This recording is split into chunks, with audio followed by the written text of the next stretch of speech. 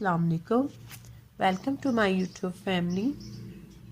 اللہ پاک آپ کو اپنی حفظ و امان میں رکھے اور ناگہانی آفات سے محفوظ رکھے۔